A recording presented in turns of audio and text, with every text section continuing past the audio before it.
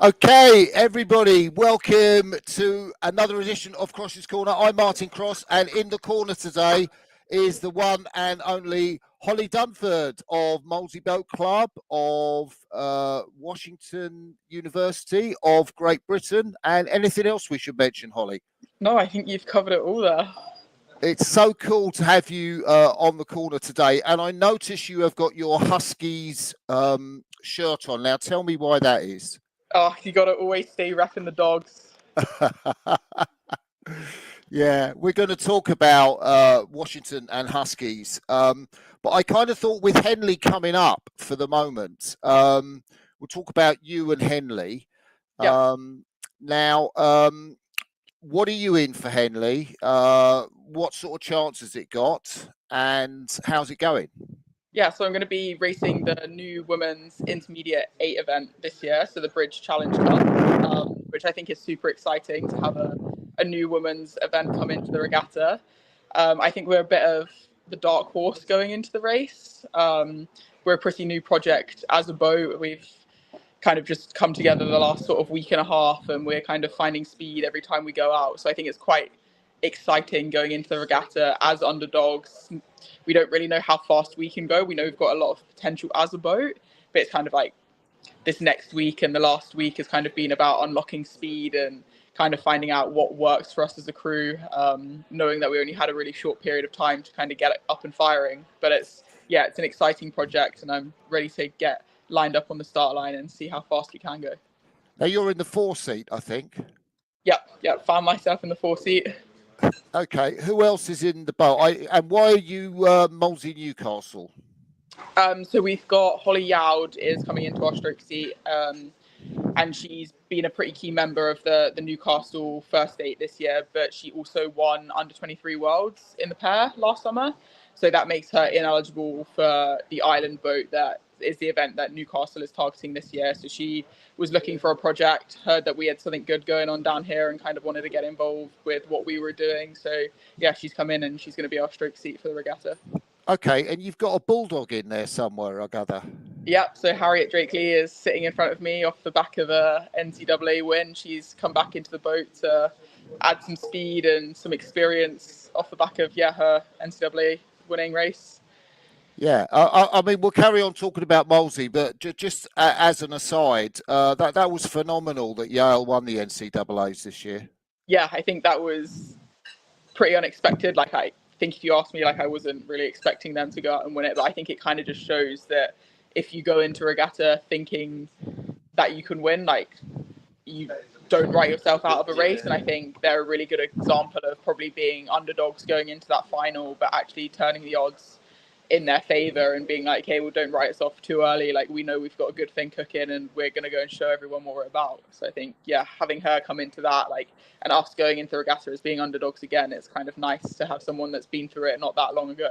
That's pretty cool. And what about the other women that you're going to be racing with in the Bridge? What can you say about them? Yeah, so I think it's a crew that's got a huge amount of experience, both international racing. It's got a few Henley winners in there. So me and Kate were both in Paris last year. So Kate raced in the Kiwi pair, and then I was in the 8. So I think it's we're bringing a lot of experience in that respect. We've competed at the highest level in this sport, so kind of adding what we know to this boat is really exciting. Hope's won Henley a couple of times, so it's really cool having her in the boat to kind of tell us her experiences from winning. And then we've got a couple of other girls that have come off the back of being out in the States and rowing at university. So it's definitely, we're all bringing something different, but also huge amounts of experience into this boat, but all adding our own little spin on things that we've done. So it's a cool project. That's so cool. I shouldn't be asking you this. Have you ever won at Henley? I haven't, no. I was going to say, how does that feel? Yeah, it's one of those things that I think growing up, rowing as a junior and everything, Henley's always kind of the pinnacle of a season, especially in the domestic racing scene. I think it's always that race that everyone wants to target. So it's definitely been one that I've been wanting to tick off for a long time. And I think, this is a really exciting boat to kind of go into the regatta knowing that we've got a chance. But yeah, it's the one that's missing from the trophy cabinet at the moment. So I'd really like to get my hands on it. Yeah, completely. Now, coaching is obviously key. You've got Sam coaching you? Yep. Sam's been coaching us, which has been fantastic. So why? I think, well, what he's been able to do with Molesey, especially the women's squad over the last couple of years, has been really incredible. I think just like the way that he like approaches sessions and the way that he kind of leads has been really fantastic, especially over the last couple of years of like having to build a women's squad from practically nothing. Like I was here a few years ago when there was maybe 5 girls. Like there weren't enough girls to even boat an 8. And last week at Henley Women's, we had 3 champ 8s racing each other. I think like the progress that's happened over the last couple of years is like all down to him. So I think that's really exciting, and it's really exciting to be part of a boat club that has got a lot of momentum, like we've been building for the last couple of years. And I think this year is going to be an exciting year for Molesey as a boat club, and having Sam kind of lead the charge is really exciting as well. That's pretty cool. So what about who you, I mean, I know you're focused on your own crew, but if you were to glance across the opposition in the bridge, what's it look like and where's it coming from? I think the bridge is actually a really exciting event to be a part of this year. Like it's obviously a new event, but I also think there's about 8 crews that could go and win it, which I think is super exciting.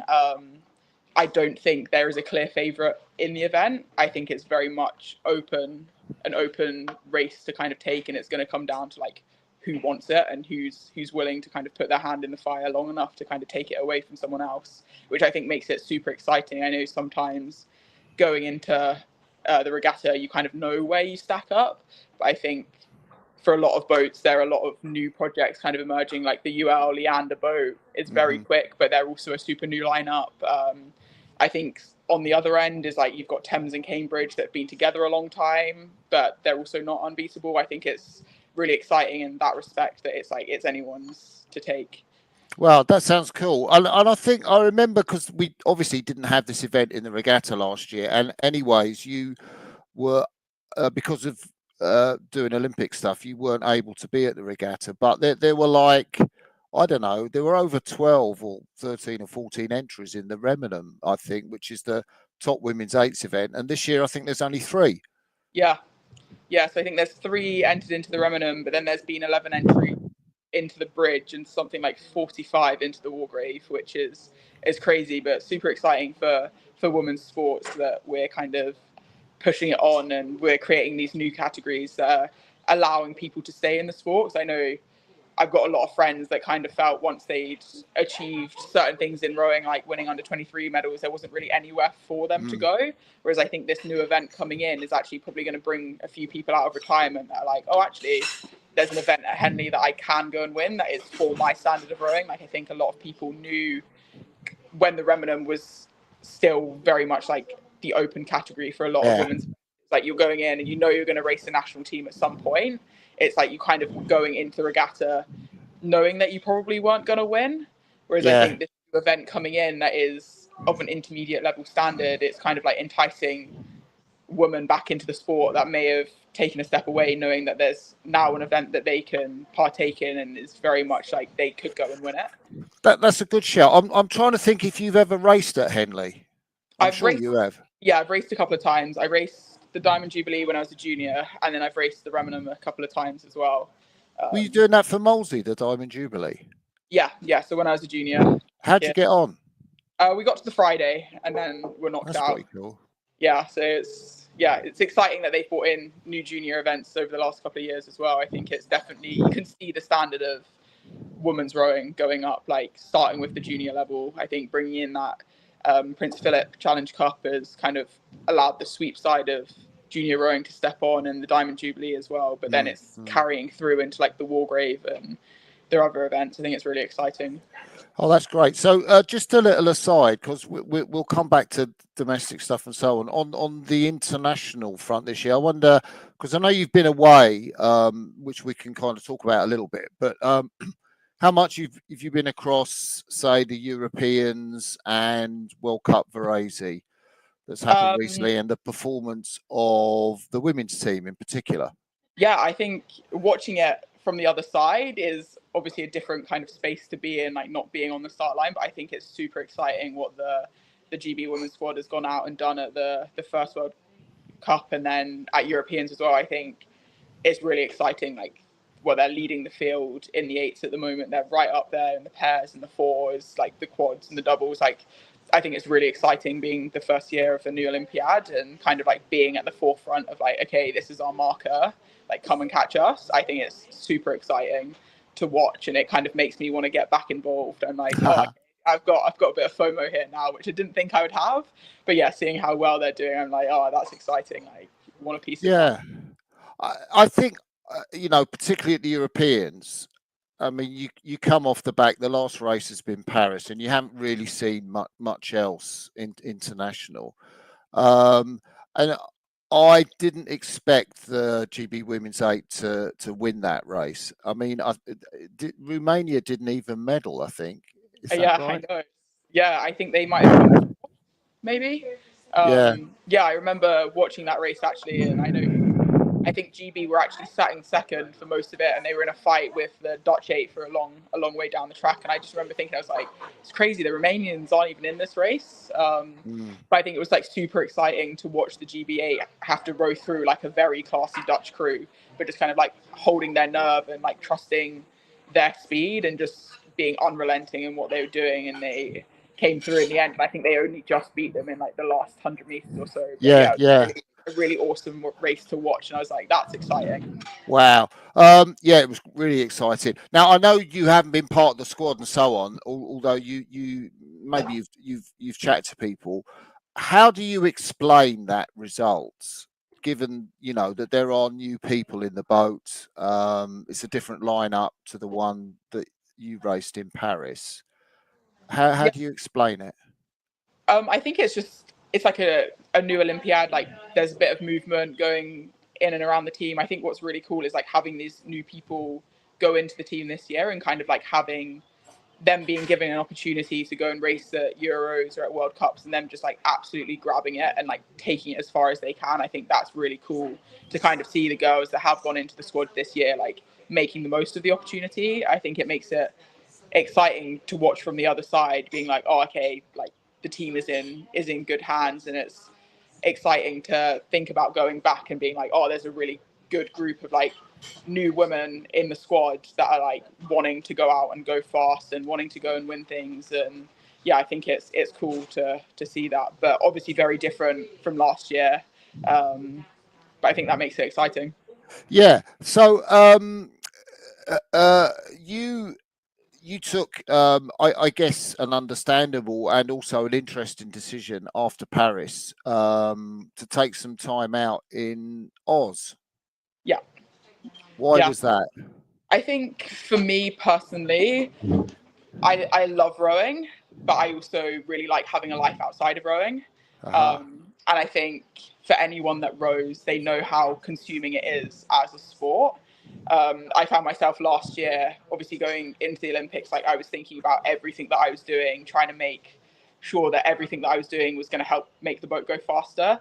And for someone that really enjoys having a life outside of the sport, I found that quite challenging last year, because I found myself on an afternoon off on like a Saturday or Sunday questioning what I was going to do on my day off and how that was going to impact my training on a Monday. So I actually found myself missing out on a lot of things that I really wanted to do because I was so conscious of like how it was going to impact training for the week.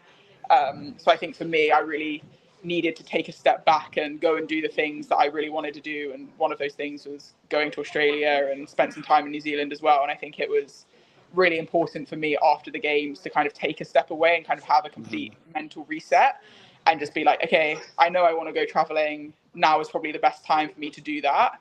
I did think at points, I was like, oh, maybe I could like get back into full-time rowing and kind of go down that route. But I also know myself, and I think I could have done that for this year, but I think I would have found myself next year regretting the decision to not go away.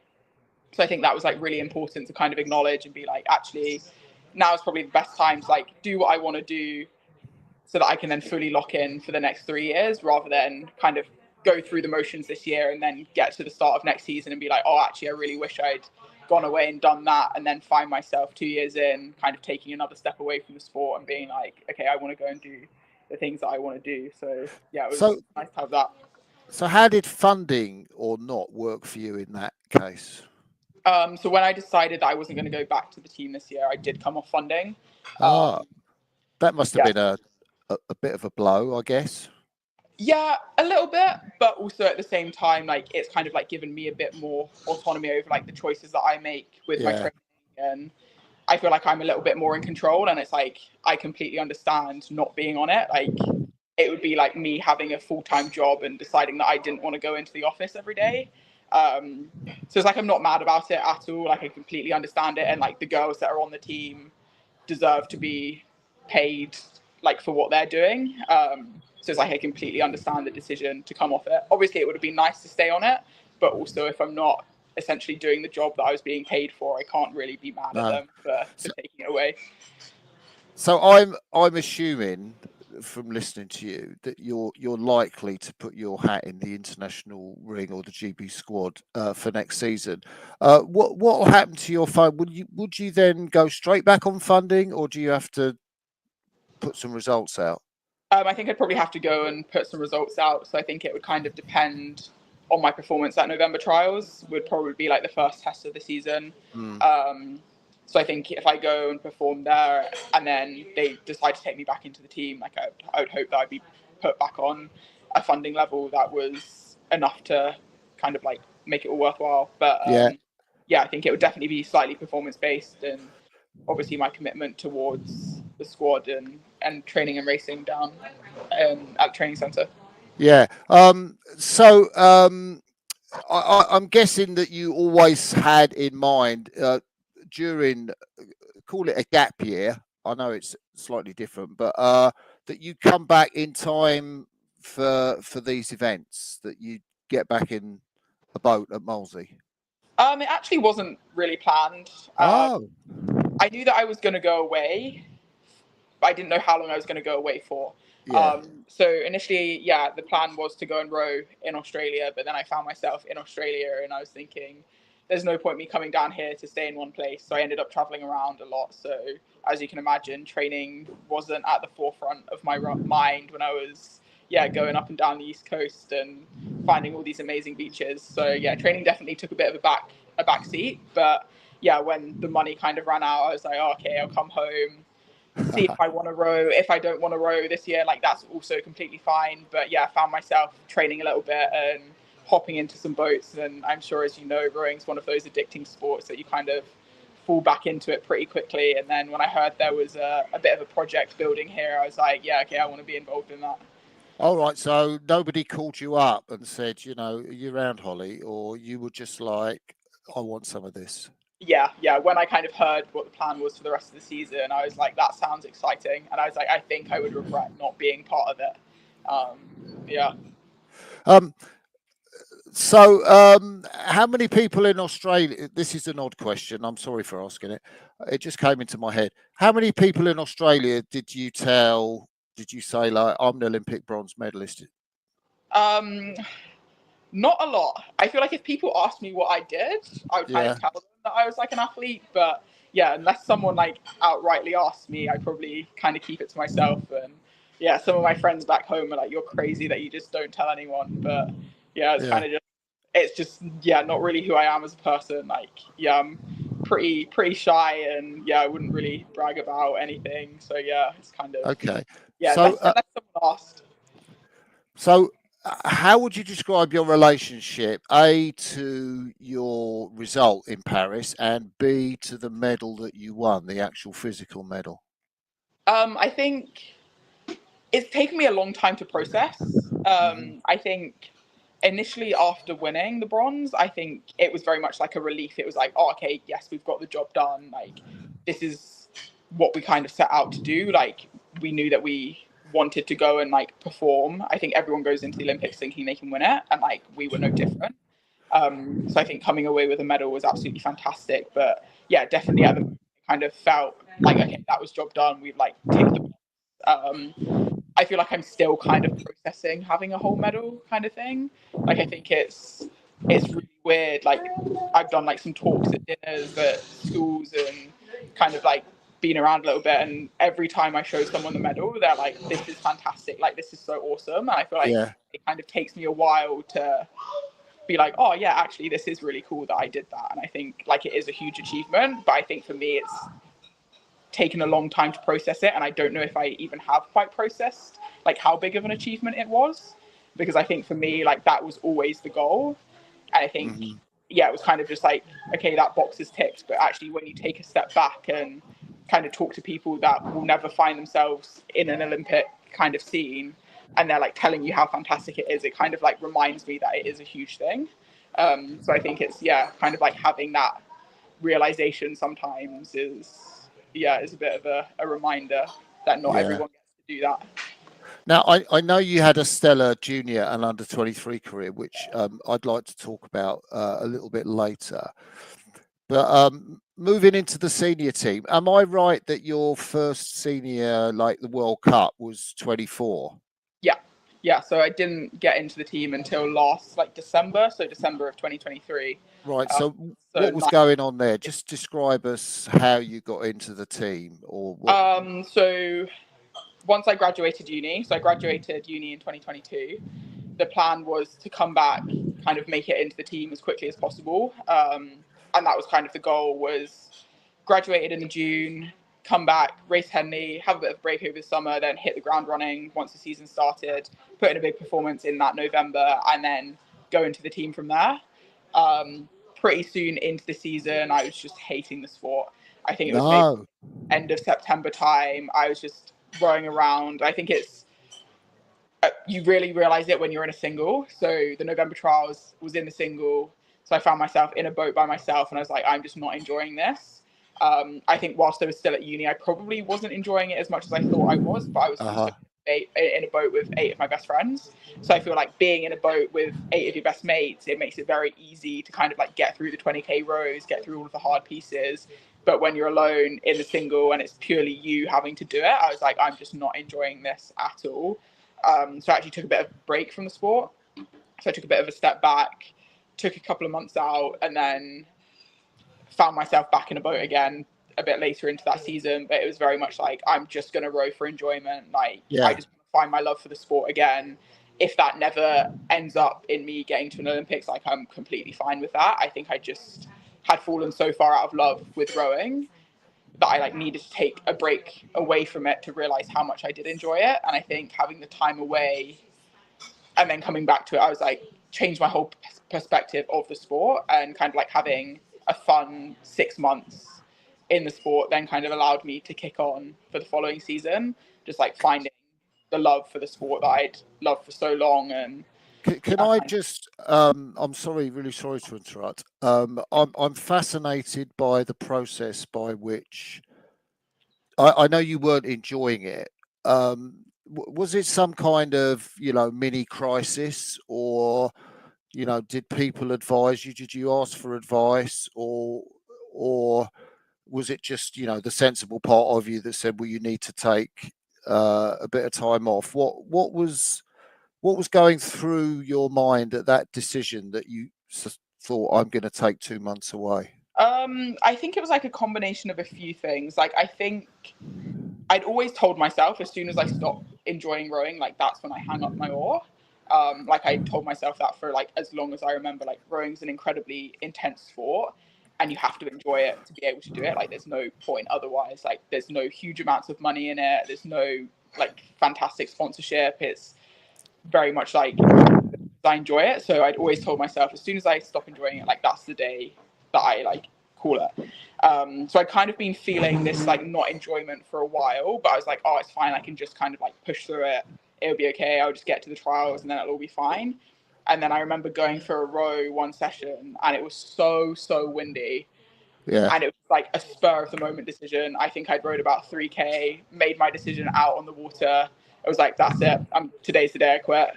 Oh, so wow. I then told my coaches. Obviously, they were all pretty shocked. Like, I don't think any of them really saw it coming. But I think I knew in my heart, I was like, I probably could keep going, make it to November, could pull out a result. But I think I knew deep down that I would just have dug this hole so big that I don't know if I then would have been able to crawl out of it. Whereas I was like, kind of like, okay, if I take a step back now, like, yes, it's a very rash decision.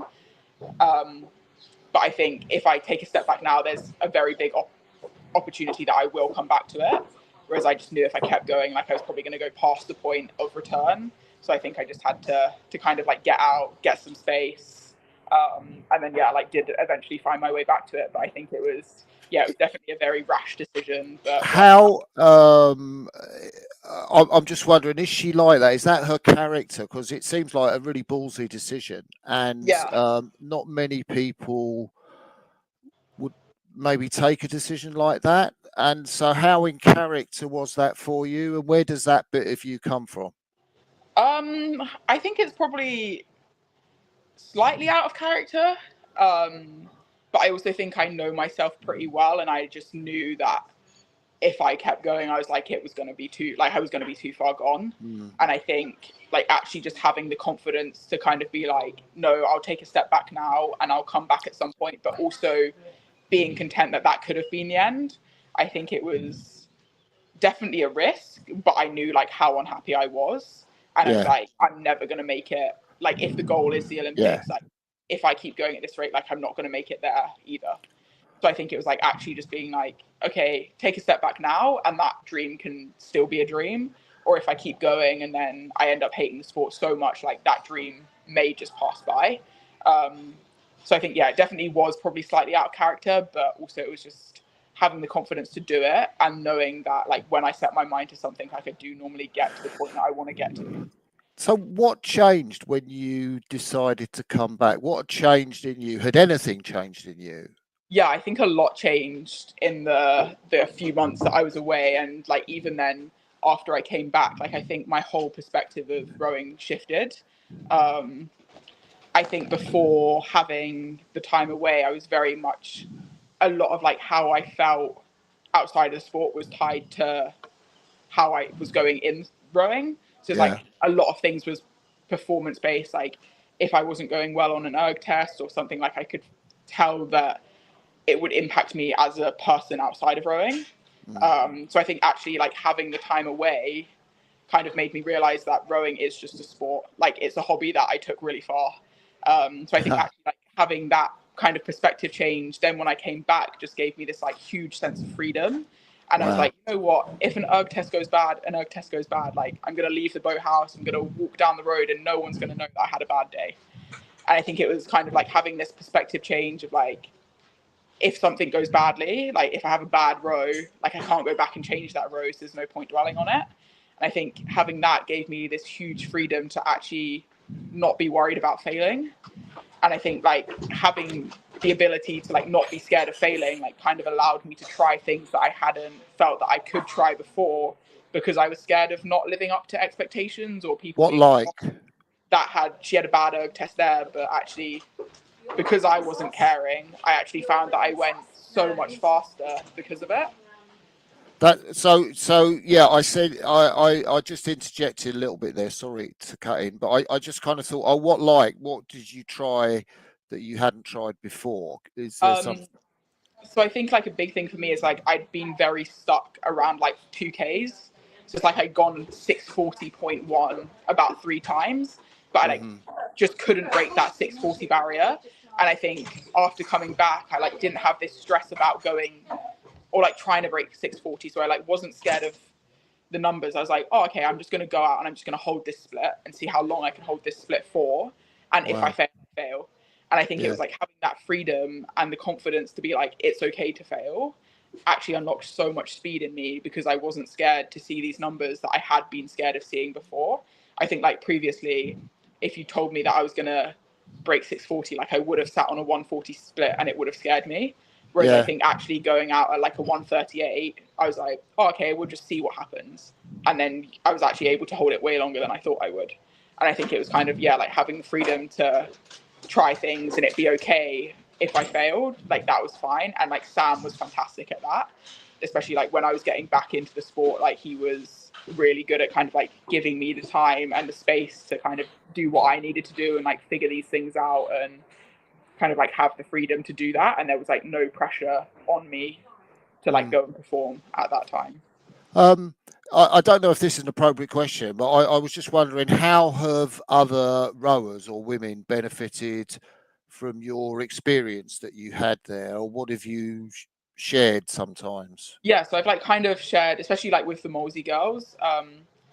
I think it's like really cool when they kind of like ask me about like it, because a lot of them were around like when I was going through this period of like coming back and like having what I like to call like my fun rowing era. Like a lot of them were around for that season, and then a lot of them carried on whilst I then decided that I wanted to try and go for the Olympics. So I think it's like really cool that they were able to see me in two completely different like stages of my like rowing career. And I think it's really interesting talking to them, because they're like, what changed like between you kind of like having this really fun time with rowing, like not really taking it super seriously, but they're like, what switched when you decided that you wanted to try and go to the games? Like, what was it? And I think kind of like having the conversation was like, okay, well, this is what I changed, and this is kind of like how I view the sport now. I think I would like to hope has been beneficial for a lot of them, kind of just being like, don't put too much pressure on yourself, like, which is super hard to do when you're like rowing. But I like to hope that like kind of me kind of telling them of my experiences kind of like allowed them to have a little bit more freedom in the way that they train and like test and turn up on race days, of being like, it's actually okay to fail in the sport. And I actually think you learn a lot more from your failures than you do from your successes. I think kind of like trying to share that with them has been really important for me. And also just kind of being like, don't tie your self-worth to this sport. It's like, we all leave the boathouse and no one cares about what we did at the boathouse. And I think kind of like trying to get that message across has been super important. Of being like, yes, when we're here, we're like fully bought into rowing and trying to go as fast as we can and trying to get so much better at this sport, but also like, don't take that to your outside world. Like, go and enjoy life outside of the sport. Like, make sure you have time to do that as well, because yeah, it's a miserable place if you just tie everything to performance or this sport. I love that. That's really, really gold dust hearing that, Holly. I just wonder, I know, when did you know that you were going to be in the Olympics? In as much as like, okay, so when you're on the start line, you think, right, I'm here, or when you get the selection letter, or when it's that Kew Gardens thing you did, was there like a moment or a time before where you thought, yeah, I'm going to be in the team? I don't know if there was ever like a time where I fully felt confident. Like, I think there were definitely points where we were in pretty much a set boat and nothing was really changing. Like, we'd done a couple of World Cups, we'd done Europeans, and we'd kind of like stayed as an eight and no one had like come in or out. But I don't think it was until I really got to Paris that I was like, oh, okay, now I'm here, I'm in the boat. I think especially being such a new person into the team, like I knew I was performing well, but I think there was always that thought of like, oh well, they've got people here that have got so much more experience, like maybe there's a point where they're like, oh, okay, well, we'll just try this. And I think it's really hard to be in that position as well. I also think like I struggled with a few injuries last year, and there were definitely points where every time you're out of the boat, you're giving someone else an opportunity to prove themselves. So I think that was definitely something to deal with at points of, it's really hard to sit on a bike and watch your crew go out and train knowing that someone's in that seat. What did you tell yourself? I mean, because obviously you could, you know, your mind could play tricks with you or whatever. How did you process that? I think for me, it was like every time I wasn't in the boat, it was like, okay, well, I just need to get, if it was because of an injury or like illness, it's like, I need to focus on like getting better so that I can, when the opportunity comes around for me to be back in the boat, like I'm in a best position to then help the boat step on. So spending time on the bike, it was like, hey, well, this is going to help my fitness. Like I can make sure I'm recovering properly, like coming back, like I had a few rib issues. It was like, hey, what can I do to make sure that when I am back, I'm like back and I can help the project step on. So I think it was like kind of reminding myself that, like, I think it's very hard to do that when you're not in a boat, because you feel like you're missing opportunities to get better at rowing, but there are also so many other things that you can focus on when you're not in a boat. And I think it was kind of like I had to keep reminding myself of all those little things of like I'm getting fitter, I'm rehabbing better, like I can recover better, like all of these little things I just like keep coming back to, and I think that kind of like helped me stay on course. I seem to remember in Molesey, I don't know, maybe the Dutch weren't going so fast, the Olympic champions in the 4, but you beat them and you finished second behind the top British 4. How were you ranked, or was there any ranking in terms of women in the British 8? I asked that because I'm thinking, were you like the best 4 rowers in the British 8 because you were in that 4 then, or did it not work like that? I don't think it really worked like that. I think we'd done some seat racing and it had been a combination that had worked in the seat racing. So like, okay, we'll try that. And we had both of the 8, or the 8 had split up into 2 4s, and we went into the regatta being like, okay, this 4s racing is going to make us faster as an 8.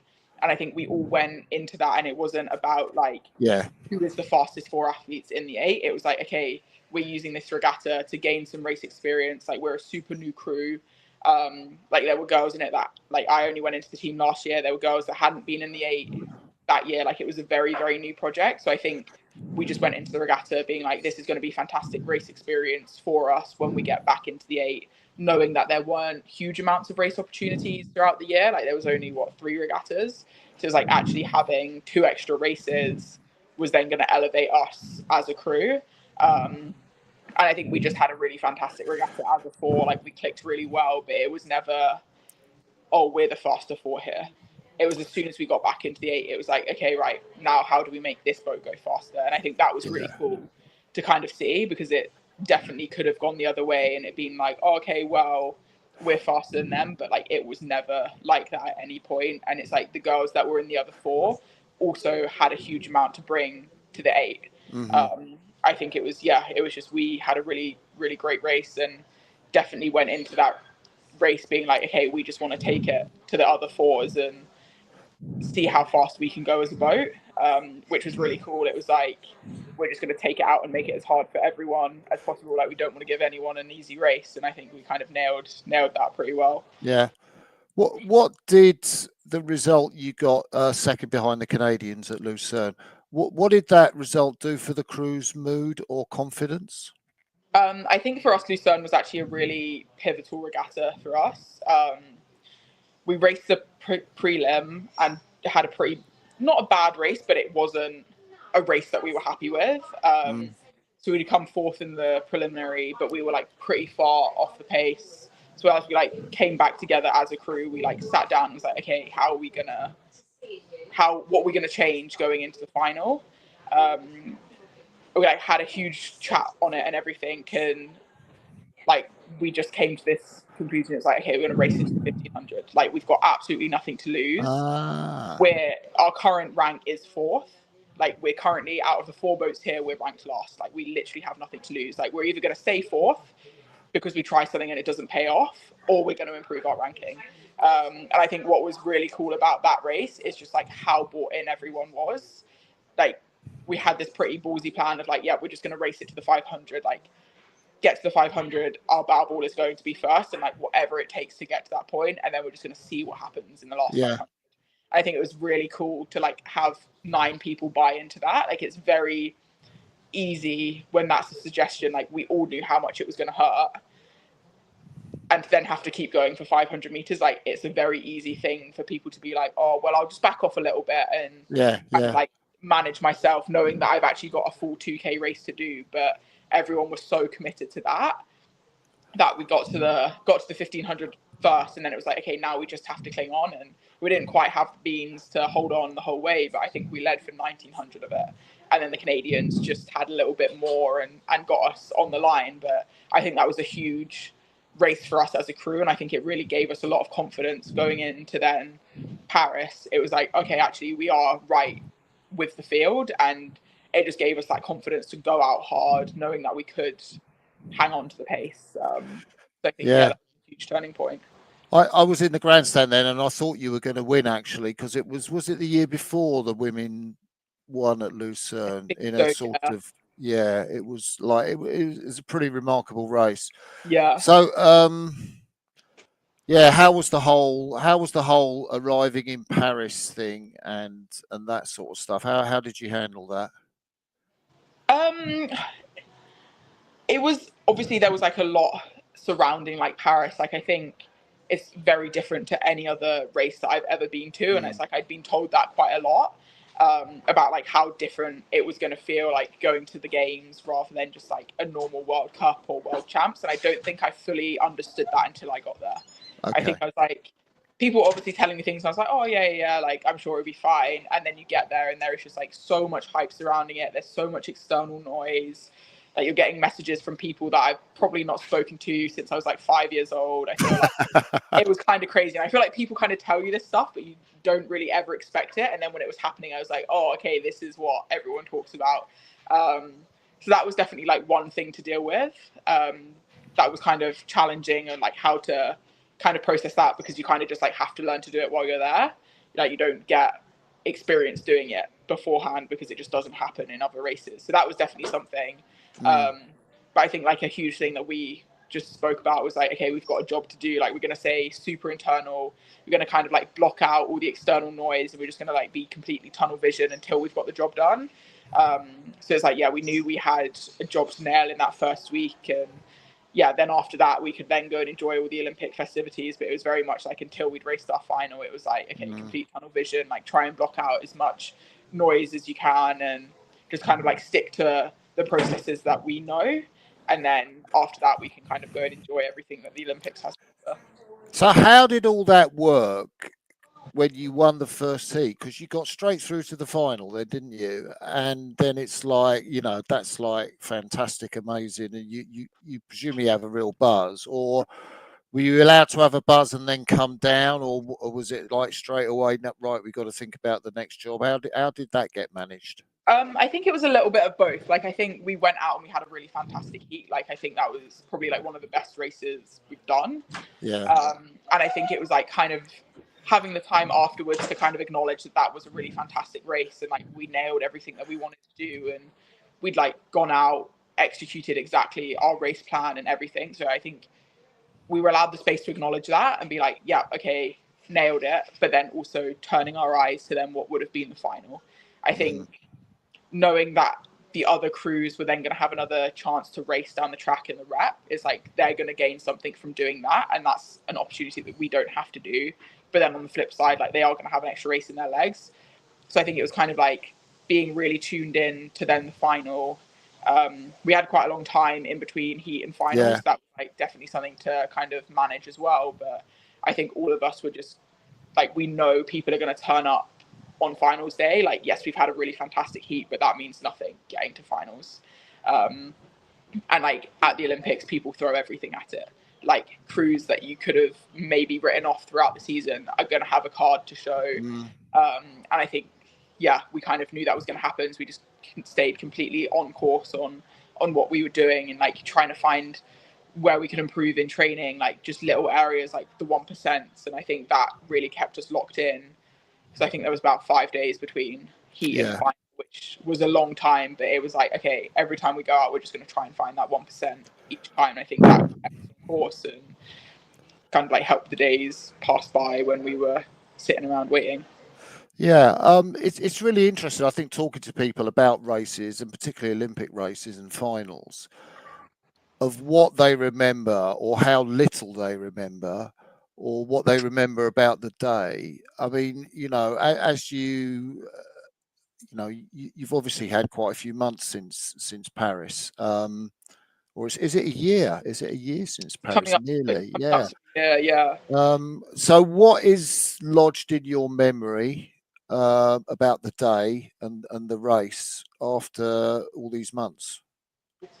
I think I really remember like one point of the race, I could like hear the US coxswain telling her crew that they were walking on us. Nina Castagna, was it? Yeah, I just remember looking across like, oh, I don't think you are. And I think like that for me like, is like a core thing of being like, yeah, no, I don't think that is happening. But yeah, I think it was kind of like that response from us to be like, okay, the US is trying to make a move. Like, we're just not going to let them do that at all. Like, we're just going to keep holding our hand in the fire. Like, whichever boat out there, like whether it was the Canadians, the Australians, the Americans, Italians, or the Romanians, like whichever punch that they throw at us, we're going to try and respond. And I think that was definitely like a point that I remember. Like I think a few people could hear that, and then they were like, okay, no, like if they're going to make a move, like we have to make sure that it doesn't affect us. And it's like we're just not going to let their move impact what we're doing and kind of like almost nullify. Yeah, I think it was that was definitely something I remember. But then afterwards, it was just like the complete elation of like being on the podium and celebrating that was insane. Talk to me about the noise. It was not what I was expecting. Like I remember the night before our heat, and then again before the final, like Henry sitting us down, and he was like, "You girls know the race plan." Like he was like, "There are going to be points where you can't hear what I'm saying." And I remember sitting there, I was like, "Oh, it's just rowing. Like no one cares about it that much. Like how many people are really going to turn up to this? Like it's literally just rowing." But then sitting on the start line, you could hear the crowds. And I think it was at that point that I was like, oh, okay, this is what he was talking about. Yeah. But yeah, just like having those chats the night before and Henry just kind of reinforcing, he was like, you girls know the race plan. Like, you could do this without me. Like, I could sit there in silence and just stare. Like, you girls know the race plan inside and out. Like, I could just sit here and not say a thing and you girls would be absolutely fine. And I think, like, having that confidence and just, like, the reassurance of, like, yeah, okay, we actually know what we're doing and when it's happening, that when the noise hit, it was like, okay, yes, I might not be able to hear Henry, but, like, the 8 of us rowing along, like, we're so in tune with each other. Like, we know what's happening when, like, I think it was just like having that trust and belief in each other that kind of like carried us through when it did get really loud, and it did get really loud at points. How would you describe the second week to somebody who didn't know anything about sport? It was unreal, like surpassed all expectations that I ever had of the Olympics. Like so much fun. It's one of those things that I wish everyone could experience. Like I had the most amazing week that I wish everyone got a chance to experience the Olympic experience, which is sad that not everyone can experience that, but I think that's also what makes it so special. Yeah, like it was probably one of the best weeks of my life. Like just being in the village, like meeting athletes, getting to talk to them, like going and seeing other sports, and yeah, kind of just being a part of that, but also being an athlete that's part of that is really, really cool. Yeah, that's amazing. Juniors, how come you won a junior gold medal? Because like how did that sort of trajectory from, you know, learning to row at Molesey to getting to be a junior gold medalist happen? Yeah, I think it was having some really good guidance. I think when I was a junior, I didn't really realize how fast I was. Like I was just doing this sport that I really enjoyed and would turn up on race day and pull really hard and would win. And yeah, on tests and stuff would just be like, oh, I'll just see how fast I can go, but not really realizing how fast I probably was going. And I think kind of probably having a little bit of that naivety actually helped me succeed. Going into like junior trials and stuff, it was like, oh, okay, well, I'll just see how fast I can go. And I think like having that actually probably helped me go faster because of it. And then, yeah, just got really lucky with the doubles partner I had. Like we clicked really well. We got on really well outside of the boat. Like we had a really great time. Just made it really fun. And I don't think either of us were ever expecting to win, but we were just like, oh, we're just going to turn up every day and see how fast we can go. And yeah, even getting out to like junior worlds, it's like, okay, we're just going to have fun and just try and race everyone and see what happens. But I don't think that either of us thought we would ever go and win. Yeah, super great experience. Like I'd say Zoe's still my best friends to this day, and we're coming up on what 8 years ago was that World Championships, and wow, yeah, like definitely made a friend for life over that campaign. I think one of the things that we've been talking about, you've been mentioning, is fun and enjoyment. How core a principle or feelings are they for you in terms of? Yeah, sorry. I think it's probably like my number one thing. Like, if rowing's not fun, it's a pretty miserable sport. That's yeah, I agree. Like something that I try to bring to every training session is like, okay, I want to make this as fun as possible, and it's like I want to make it a fun environment for people to be in. But then also when it does get serious, like I definitely have a switch of like, yes, I can be fun, but when time comes to be serious, like I can just flip that switch and serious Holly comes out. But I think it's super important to have the fun side of rowing. Yeah, I don't think I would have stayed in the sport as long as I have if I didn't find it fun and Yeah. not able to kind of like mess around and kind of have all that. But also, yeah, when push comes to shove, knowing that I can turn it on. I completely get that. One reason I'm asking that is I was out with Josh Butler, who's running the Hampton First Eight, who were great bunch of lads. And I was just, I asked them at the top, like how much are you enjoying this, or how much fun are you having? If like, if 10 is, I'm smiling all over my face. They were just doing a paddle in the sun basically, and it was going to be with a few bursts. Yeah. And what I was really surprised was the pushback from the kids. Like nobody really said, "Oh yeah, really enjoying this," or the sensations or the movement. And I thought, "Oh, is that just boys unable to articulate feelings, or is it kids now, or did I ask the wrong question?" Someone was saying, "Oh, I really enjoy concentrating," or I, concentrating's good, or something. What do you think?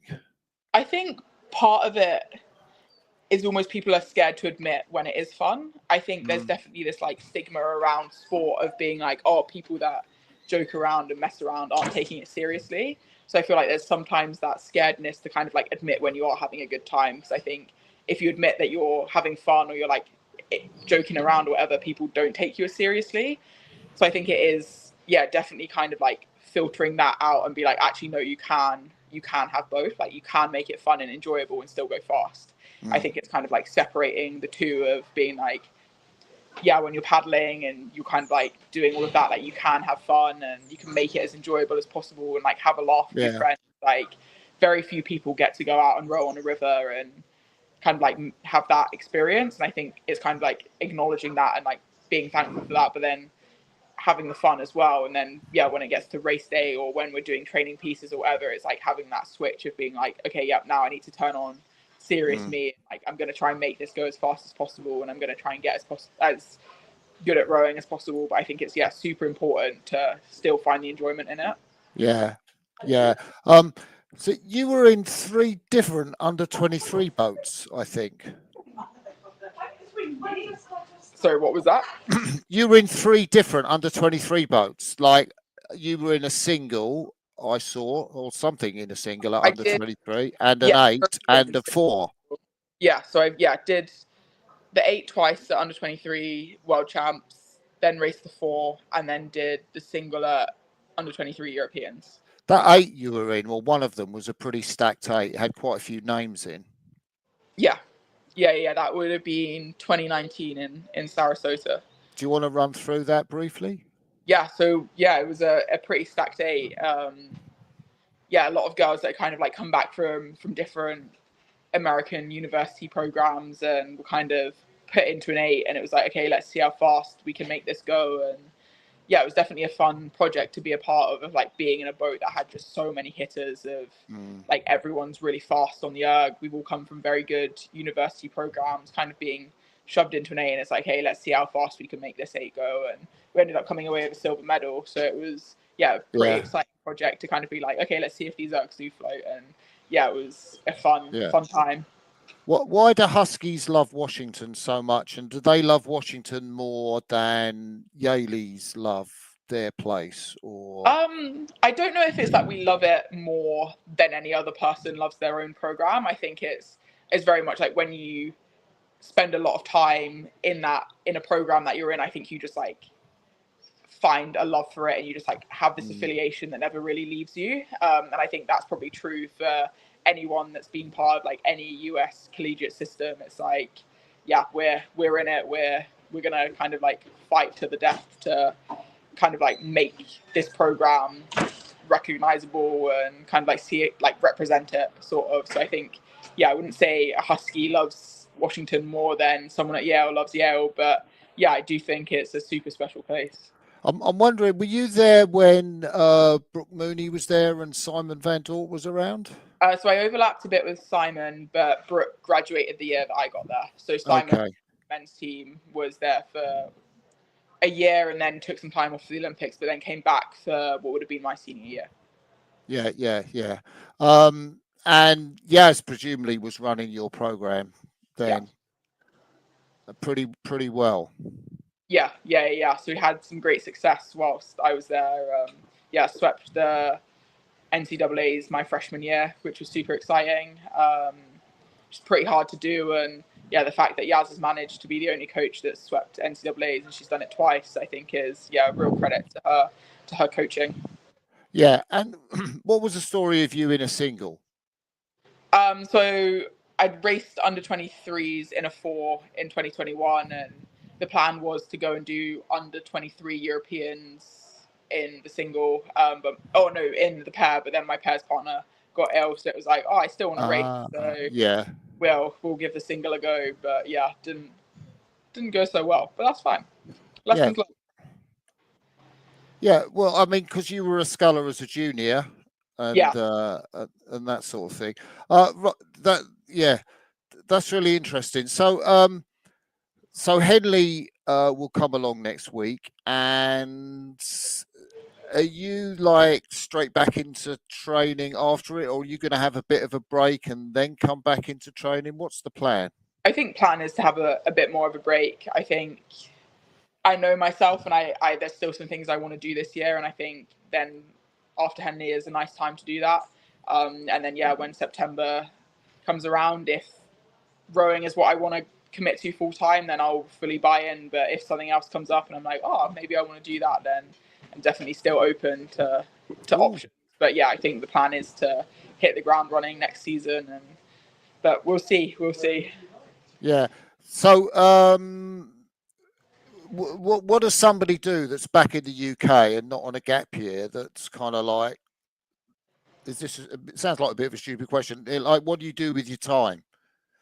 I think for me, I've been I think I want to get into coaching after I've done rowing. So I've kind of like spent the last few months like doing a bit more of that, kind of just like getting a bit more exposure to that side of rowing and like learning as much as I can in this period of time, like whilst I am taking a step away from team stuff. But I think for other people, it's like finding enjoyment in other areas away from the sport, like whatever that might be. I think that is super important. Like, especially if people do have a lot of free time, it's like, don't just let it be wasted. I think it's sometimes hard to do that. Like when you're tired from training, you're like, I just go home for a nap. But I think it is really important to kind of like have something else that takes your mind away from rowing. If they've got an opportunity to go and do other things, like definitely take that. And I gather the environment is a cause particularly close to your heart. Yeah. So that's definitely something that I think if I don't go into coaching, that's the other side I want to go into, like specifically around like climate change and stuff. I think we've seen the effects of that over the last couple of years, and even this summer with how nice the weather's been. I don't think that's just us getting lucky. Like I think there are some deeper rooted issues going on. So that's definitely something else that I'm interested in. Yeah. Oh wow. Well, I think we've been talking for just about an hour now, Holly. It's been absolutely fascinating. I wonder if we've covered everything, or if there's anything that I need to ask you that I haven't. I don't think so. I think we've covered most things. Yeah. I think it's been fascinating. I love that story of you, and just taking that time off. It's brilliant, and I wish you all the best at Henley. Thank you very much. It's going to be fantastic. A red box at the end of it. That'd be so cool. So let's end the live part of this interview now. Holly, thank you so much. Thank you so much for having me.